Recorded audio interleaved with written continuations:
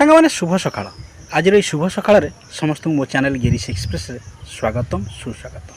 ଚ୍ୟାନେଲରେ ନୂଆ ଥିବେ ତାହେଲେ ସବସ୍କ୍ରାଇବ୍ କରିଦିଅନ୍ତୁ, ଆଉ ଯଦି ପାଖରେ ଥିବା ବେଲ୍ ଆଇକନ୍କୁ କ୍ଲିକ୍ କଲେ ଅପଲୋଡ଼ କରୁଥିବା ଭିଡ଼ିଓଟି ଆପଣଙ୍କ ପାଖରେ ପ୍ରଥମେ ପହଞ୍ଚିବ। ତେଣୁ ସାଙ୍ଗମାନେ ଭିଡ଼ିଓଟି ଆରମ୍ଭ କରିବା ପୂର୍ବରୁ ପ୍ରଥମେ ଅନୁଚିନ୍ତା 5। ତେଣୁ ସୁନ୍ଦର କଥାଟେ ଆପଣମାନେ ନିଶ୍ଚିନ୍ତ ଶେଷ ପର୍ଯ୍ୟନ୍ତ ଶୁଣିବେ, ଆପଣଙ୍କ ସୁନ୍ଦର ମତାମତ ନିଶ୍ଚିନ୍ତ ଦେବେ। ତାହେଲେ ଆରମ୍ଭ କରିବା ଅନୁଚିନ୍ତା 5। ସମସ୍ତେ କୁହନ୍ତି ବ୍ୟସ୍ତ ହୁଅ ନାହିଁ, ସମୟ ଆସିଲେ ସବୁ ଠିକ୍ ହୋଇଯିବ। କିନ୍ତୁ ଆମେ ବୁଝିବା ଦରକାର କି ସମୟ ଆସିଲେ ନୁହେଁ, ବରଂ ସମୟ ଆସିବା ପୂର୍ବରୁ ଆମେ ନିଜେ ଠିକ୍ ହୋଇଯିବା ଦରକାର। ଶୀତଦିନେ ଯେଉଁ ସୂର୍ଯ୍ୟ କିରଣକୁ ମଣିଷ ଭଲ ପାଏ, ଖରାଦିନେ ସେହି ସୂର୍ଯ୍ୟ କିରଣକୁ ମଣିଷ ତିରସ୍କାର କରେ। ସୁତରାଂ ଲୋକଙ୍କ ପାଖରେ ତୁମର ମୂଲ୍ୟ ସେତେ ଦିନ ରହିବ ଯେତେ ଦିନେ ତୁମକୁ ତାହାର ପ୍ରୟୋଜନ ଥିବ।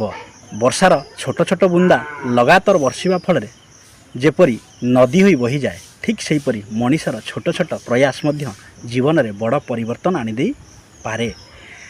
ଆମ ଜୀବନରେ ନିୟମ ଠିକ୍ କବାଡ଼ି ଖେଳ ପରି ହୋଇଥାଏ।